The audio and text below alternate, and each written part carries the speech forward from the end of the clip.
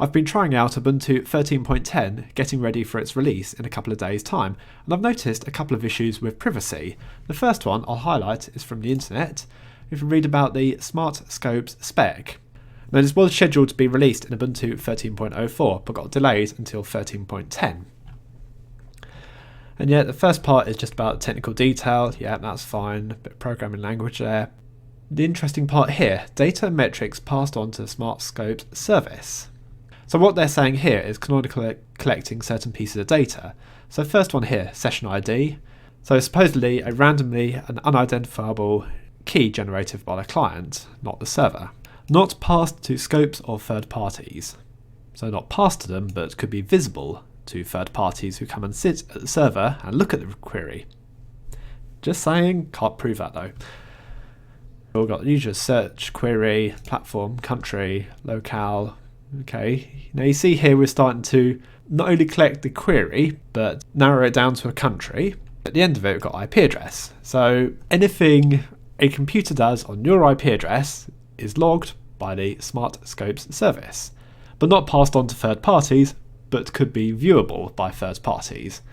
I think that's what I can read into that, although I can't necessarily prove all that, but I'm just saying there's definitely a concern there of privacy.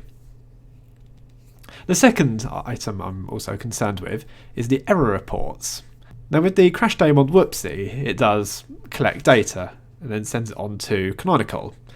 Now that was fair enough, it's been doing that for a couple of versions now. This latest version, you can actually view the data that you've sent. So in the security and privacy tool, you can do show previous reports. And this shows reports here that have been previously sent. So they're asking me to log into my Ubuntu 1 service to read this. Now I did log into Ubuntu 1 when I installed the operating system. It comes up with that during the install. Okay, so it says, sorry, you're not a member of a group that is allowed to see the data from error reports. Please fill out this form to request access. And there should be a graph that appears in a moment, but the error service is being a bit slow today. Okay, so that is one long URL that doesn't, at first glance, particularly attribute me as the user to that long a string. However, nothing's entirely anonymised on the internet. And a lesson in history would be when AOL released a load of anonymised search data. Now they thought they were doing something good for the academic community, but at least two people that I saw actually had their search queries from an anonymised ID attributed to them, and the journalists went and saw them and said, is this your search data? And they just said, yes, how'd you get that? And there we go, that's the story there.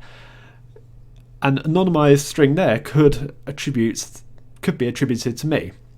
Although all you're going to see there is that I have certain programs that crash. Still alarming though, isn't it? Because then it might say what sort of programs I look at and maybe what websites I was on when something crashed. It's not good, that. I don't like that data being available to the public.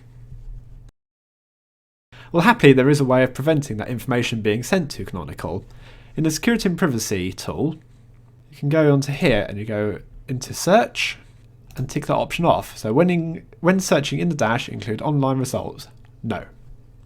And in diagnostics, people using this computer can untick send error reports to Canonical and untick that one there as well. So send occasional information to Canonical, untick all that. Then that information does not get directly sent to Canonical when there's a crash occurs. They could go further and try and uninstall the Whoopsie crash daemon.